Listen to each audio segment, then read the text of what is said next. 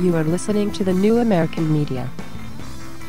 What are your thoughts on this upcoming election? What's the most important thing for you, and why? My grandmother's from Ireland, and she said, "Shani boy, you know, if votes have changed anything, don't you think they would have made it illegal a long time ago?" Go ahead, let's do it. I don't think it's going to. I don't think it's going to make the vote that counts when it comes to the field that connects and sustains all life. There is no them and us. There is a we. And what the studies are showing is it's really hard to declare war on your neighbor when you're not feeling it in your heart. It's the understated power of the human heart to collectively tip the scales of peace and balance in our favor that our ancestors told us about. Science is discounted outwardly. And the new discoveries, and I'm going to talk about this in our program, where Darwin was absolutely wrong, is that nature is not based upon survival of the strongest.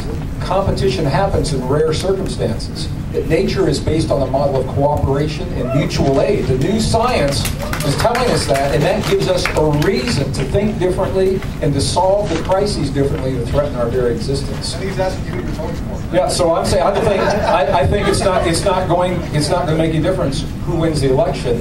It's about how we feel about our relationship to this earth and one another. And whoever wins that election is part of that field.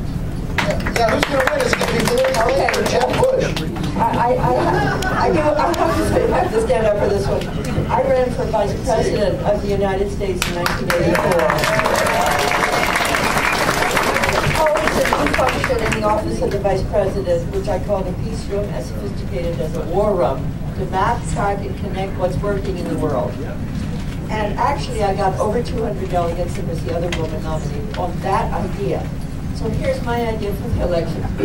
I think if we can connect enough on internet, what's already working, and have a function of continuing to tell the story of what's emerging on this planet and how to do it, that we should, I have a vision of going to the Rose Garden of the White House on December 23rd, 2012, with a gift from the people to democracy, because they can't do it at the top of the structure.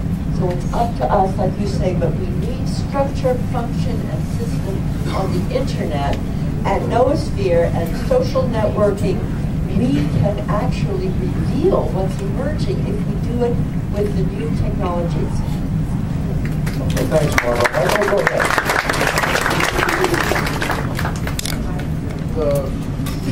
I think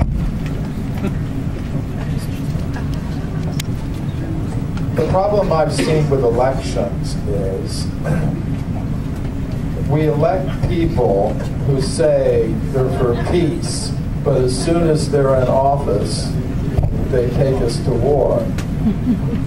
I think that's the big problem. There's very little accountability.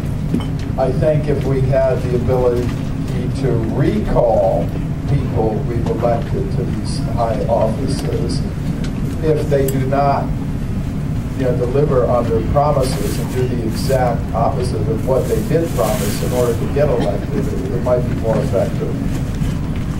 Here. Such a puppet show. Anybody that's followed Daniel, I go back from Saved by the Light to A Piece in the Light and The Secrets of the Light, and this all came about in 1975 when struck by lightning. It was a progression of events that would come to, that would be the culmination of the, I didn't know the Mayan then, but the passing away of the old and the coming of the new. And it would all be about the battle for the souls of humankind would be fought in healthcare. Okay? Today, in 2012, a lot of what this presidential election about is healthcare. And now comes the argument with the Catholic Church and the President Obamacare, the President's new health care plan. And now it's Catholicism against democracy, then it was Islam against democracy.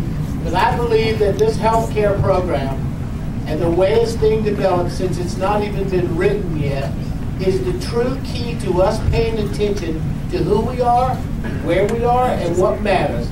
Because no matter what, guys, If you listen to what Sean said and what Greg said and what Barbara said and what Michael said, what we will not do to protect our parents, ourselves, and our children and our grandchildren in a universal health care system as we see it today will determine our true freedom.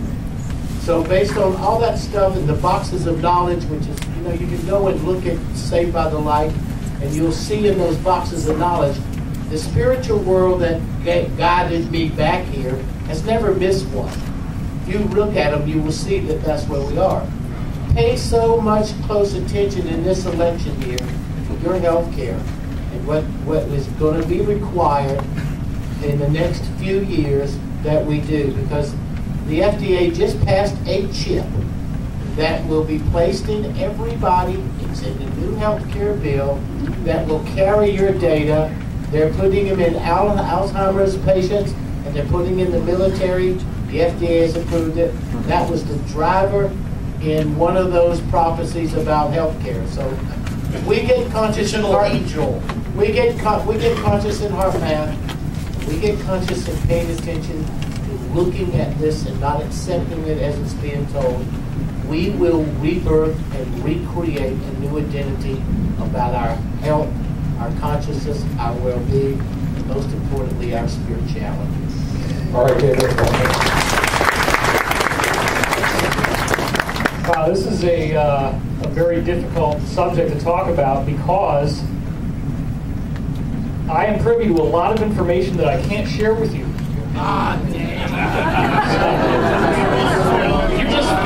You just flapped your ego in the wind and let me flap mine. Look, the mass arrests are going to happen because there is an incredible amount of information that when you see this information, it will be undeniable. And without going into a whole lot of detail, and I might be talking out of school a little bit here, go back to my paper and read about the NAMBLA, or the North American Man-Boy Love Association. Let me just drop a hint and say that if you find out everybody who's a member of NAMBLA, you may be very, very upset. Find out some of that kind of information. Well, I can't say that, but you just did. So, look, the political process is not something that is even going to happen the way we think. I don't think we're going to have a regular election. Nope. I think the scope of these mass arrests is so vast that it's going to basically clean out all three branches of government, and it's going to require an entirely new re-envisioning of what it means to be in the United States.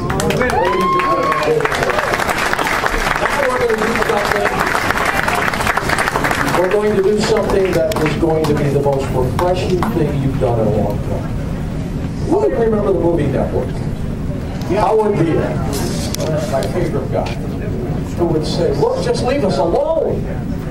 Let us have our tellies and our toasters and our radial tires and just leave us alone.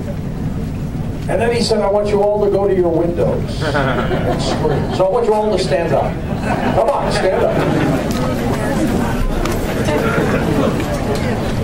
And we're going to do this 3 times. And when it's all done, we'll do a quick little meet and greet. And I want to thank all of you, the panelists, for being here. Michael Cremo, Sean David, for coming in late for us as fill-ins. But I want you to yell and scream as loud as you can. On my cue, say, I'm as mad as hell, and I'm not going to take it anymore.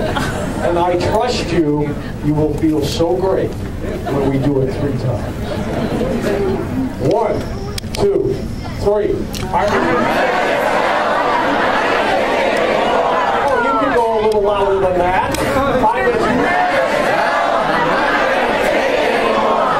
Last one, and make it a big one. I'm mad as hell, and not going to take it